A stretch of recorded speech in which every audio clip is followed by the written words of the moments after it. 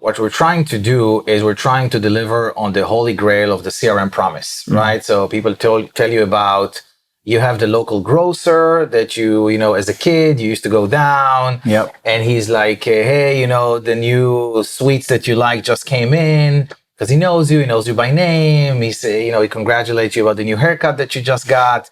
But you're super happy, right? You're getting this amazing personalized experience because you have an intimate relationship with that kind of like Joe the grocer, right? Yes.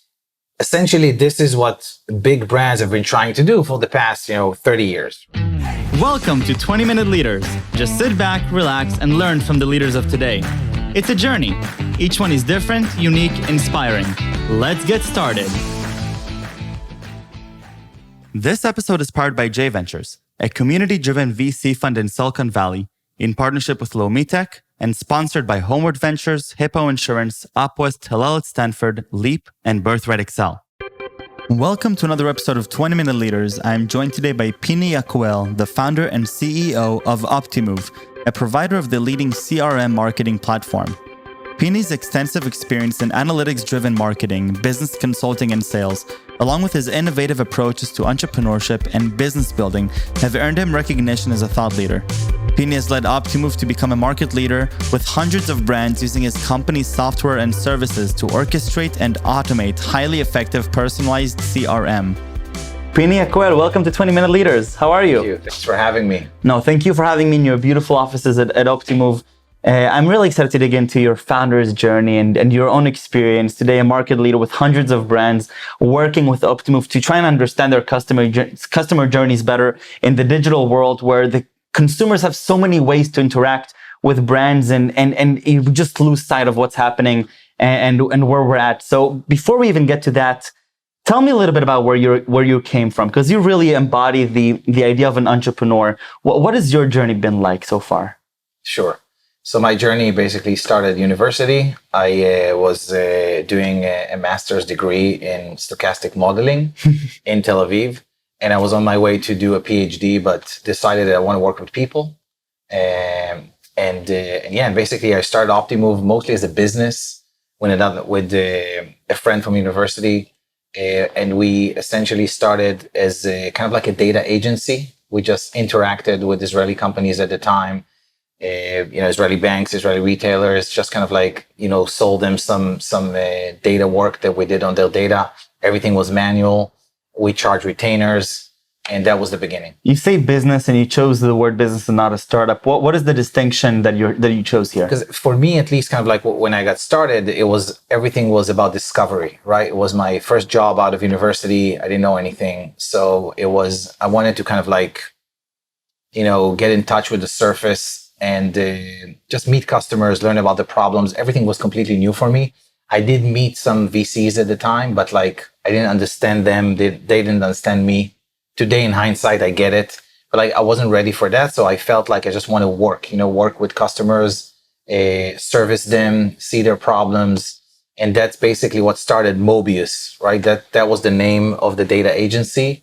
And we did that for 3 years, up till 2012. And then 2012, we actually became a software company and we pivoted from service to software, became a SaaS company, which is called Optimoves. So walk me through that intersection because usually when organizations do that, from my understanding, it's usually when they understand that there is a bigger problem to solve at scale, and now software is going to help them do a lot of the manual processes on a retainer, for example. What was that moment like for you? Right. So for us, it wasn't like a founder looking for a big problem then trying to solve it. It was more like a founder that did something at university. We had this specific modeling technique that we knew very well. And we said something like, hey, data mining is really cool. And I guess it was very naive, right? There wasn't like a deep market analysis or something like that. So, and we asked ourselves questions like, is segmentation a product? Like, is predicting, future value of a customer, is that a product, right? We asked a lot of questions like, what's a product? So we had this modeling technique even at the agency days, and we always knew that we're going to be a software company, right? It was always the goal. It's not, I think a lot of people, when they set up an agency, the problem is that agency becomes very successful and makes a lot of money very fast, We didn't do that, right? Now, why is that a problem? Because then they're just on a linear growth? Because they're hooked. The ability to pivot to become a software business, it's very hard. Right. Because it kind of like, it becomes ingrained in your DNA. You become a service person, right? You become an agency guy.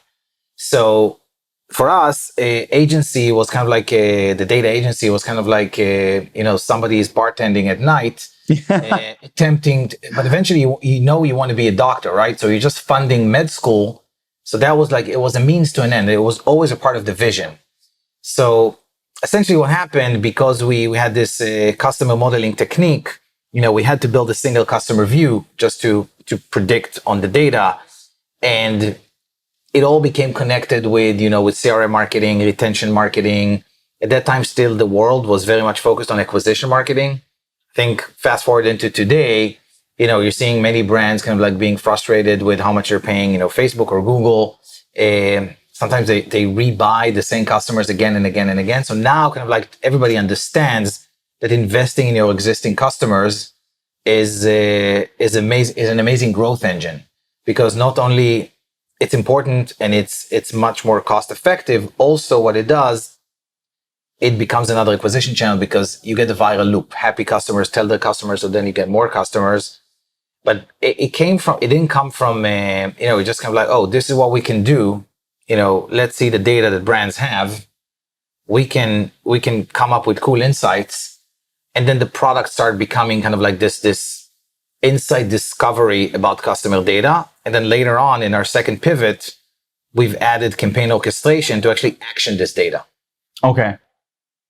This makes sense. 100%. Now, today, fast forward, you're 260 employees around, international. Right. And you've bootstrapped up until about, I guess, 2016 you mentioned, right? So 2016, we raised the first round of funding from IGP. We took 20 million, and that was. Now, as the entrepreneur at that moment, so you understand that you're transitioning to a software-based solution, a SaaS product. You understand that you're going to be selling to a massive array of companies, right? There's going to be a lot of different companies that are potential buyers of this. The growth that you can experience can be like a hockey stick growth of a traditional startup, but you don't go on the traditional startup trajectory. Yeah. Is that intentional? So I think, it was intentional. I think, the agency days kind of like created this culture for me that, I got to get my own money, right? So I get my money from customers, and then what I did back at the agency, I also invested back, in carving the path to become a software business. So the culture it created, it was very simple, right? This is your monthly revenue, right? And this is your monthly spend, and there's a gap here, right? If the gap is big enough and I feel comfortable with it, I invested in the next bottleneck. Right. For example, marketing is shit, right? So I take this money, I reinforce marketing. A month later, 2 months later, you sign 2 or 3 more clients. This is the gap, right? And on the side, you have a cash buffer, which is supposed to sustain shocks, right? If you have a mistake or you have a big churn or something like that. And that's how I did it all the time, right? When I got to the software part, this culture was already a part of how I operated.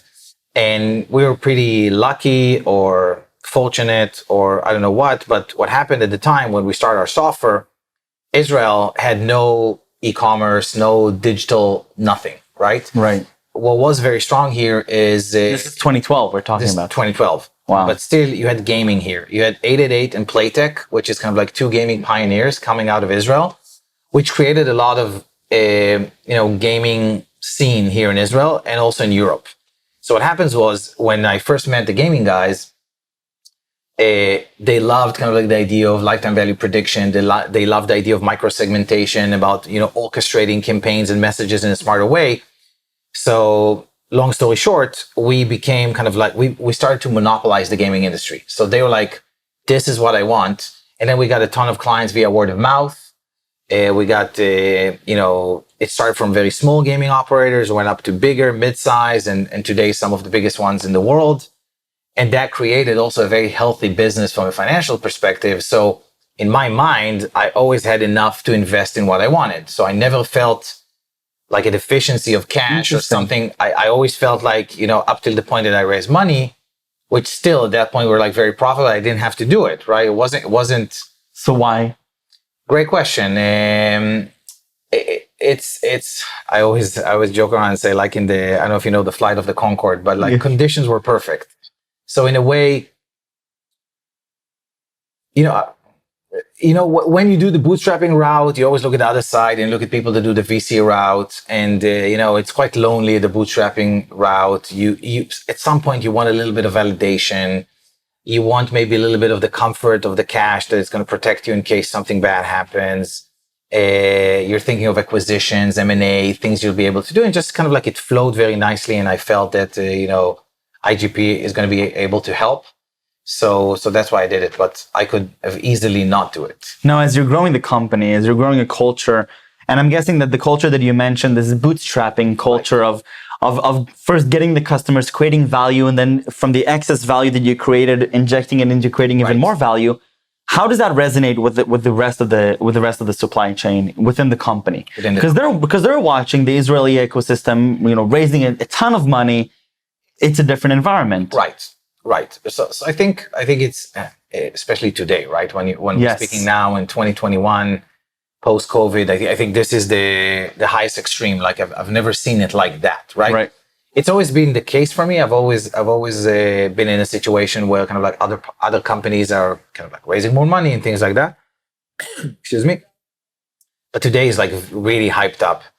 I think you basically you're very frank with employees, right? You say, look, we run a profitable shop, right? It's different. We're not spending other people's money, and you give them a lot of other things. Like we promote a lot from within. So 2/3 of our mid-management and management came from within the company. Wow. So, which at some point can also have problems, right? We can talk about it later. But so we invest a lot in young talent and kind of like nurture that young talent into better positions, which is also something that it's mutually beneficial to both parties. But yeah, it's always a struggle, right? And I think eventually, people choose where to go to work by a certain set of criteria. And, there's always been companies that pay more, right? If that's your optimization function, then. Right. So far it sounds perfect. It sounds like you started a data agency. You found a really big pain point. You transitioned into a software. You're growing it. Today you're 260 employees, and it's growing beautifully. Where's the poop? What's so hard then about building the business here?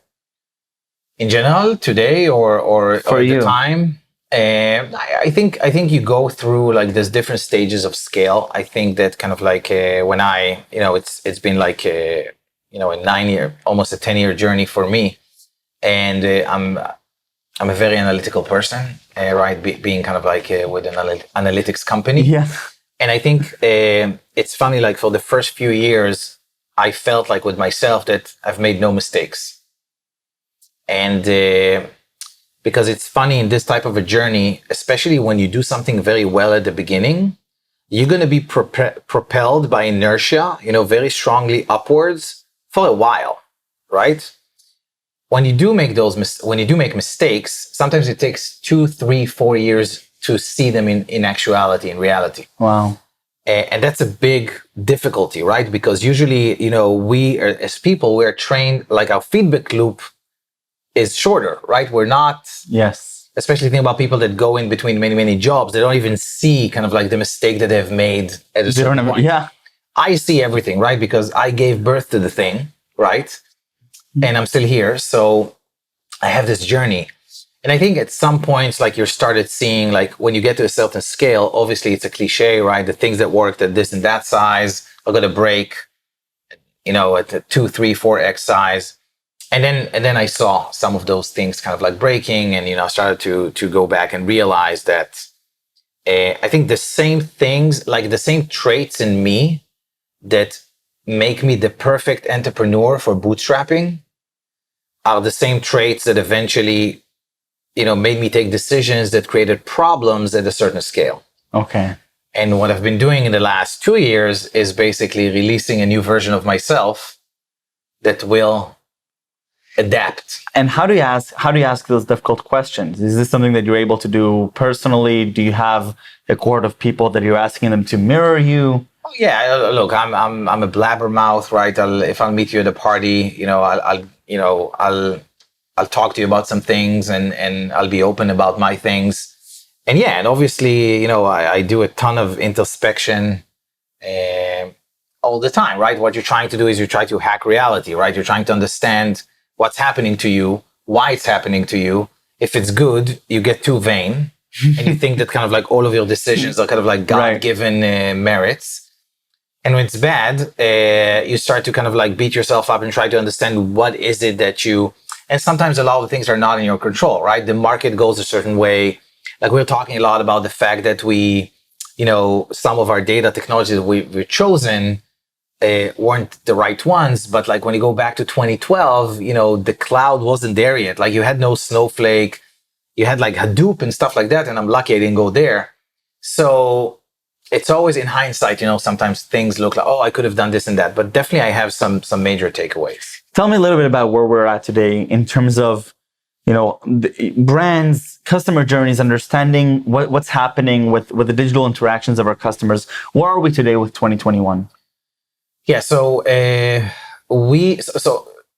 let's back up a little bit. What we're trying to do is we're trying to deliver on the holy grail of the CRM promise, right? So people tell you about, you have the local grocer that as a kid, you used to go down. Yep. And he's like, hey, the new sweets that you like just came in, because he knows you by name. He he congratulates you about the new haircut that you just got. Yes. And you even kind of like, you say, write it on my books. Yes. You're not even paying because you have this relationship, and then your dad pays once a month. And what did you buy all this shit for? But you're super happy, right? You're getting this amazing personalized experience because you have an intimate relationship with that kind of like Joe the grocer, right? Yes. Essentially, this is what big brands have been trying to do for the past, 30 years, right? Since the beginning of CRM. I think CRM has a lot of different meanings. In B2B companies, it means the software for salespeople, which is not what I'm talking about. Right. I'm talking about kind of like real customer relationships. The relationship, right?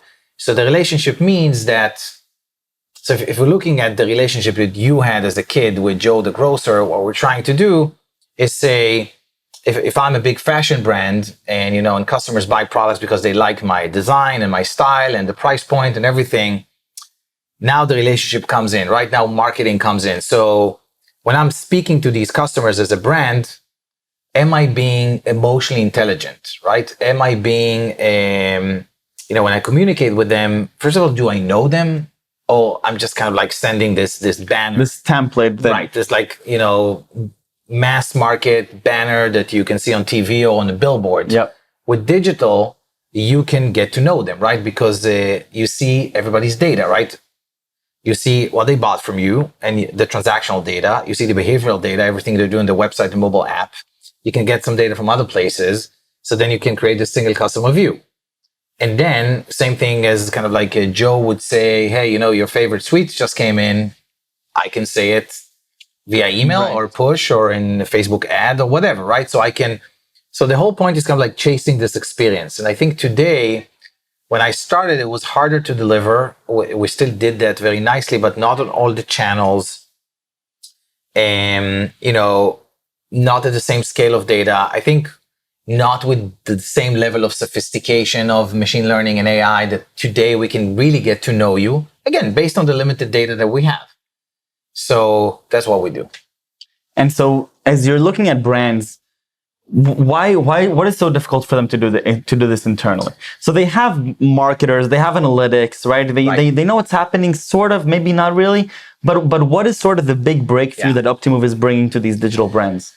So first of all, there's a lot of, there's a big marketing ops endeavor, right, at play. So if you think about what you need to do to run a campaign, just like we said, right, you need to analyze the data. So first you need the data to be there, right? All the data in one place.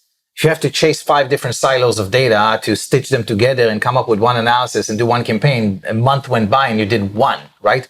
So the question is, how can you scale personalization? So that's what we say all the time. Those campaigns, those communications work very, very well because you as a consumer, you appreciate the relevancy. You're saying, hey, that's a really smart brand. You reward the brand with your loyalty.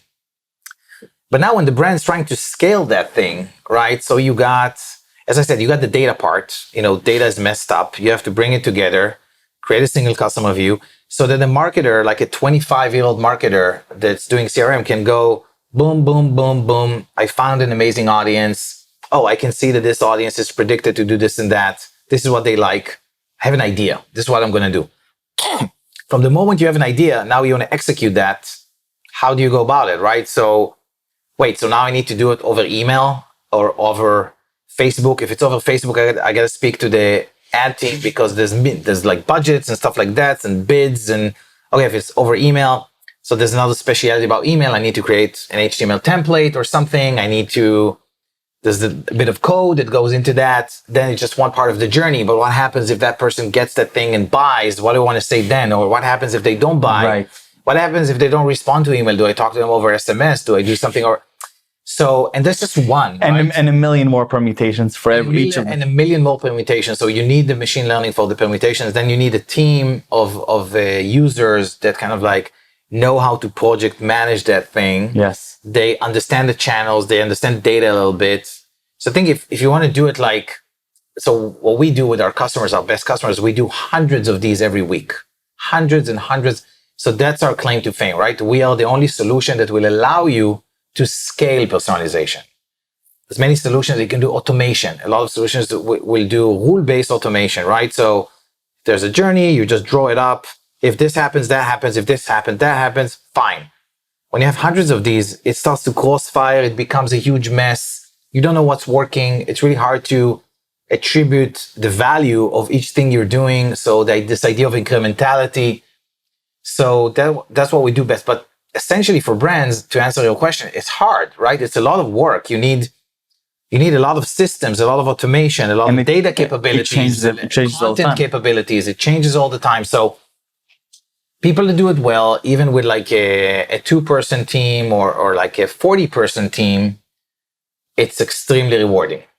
I love it. And, Pini, I feel like we're just getting started, but I've personally learned so much, both from your own journey, but also from the domain that you're in. And obviously, we're living in a personalized world and personalization at scale. And it's amazing. I do have 3 more questions about you, though, not about Optimove and about the domain. Okay. Take me back to your childhood. Curiosity. What really fascinated you as a kid? You mentioned you're a philosopher now, but what really fascinated you as a kid?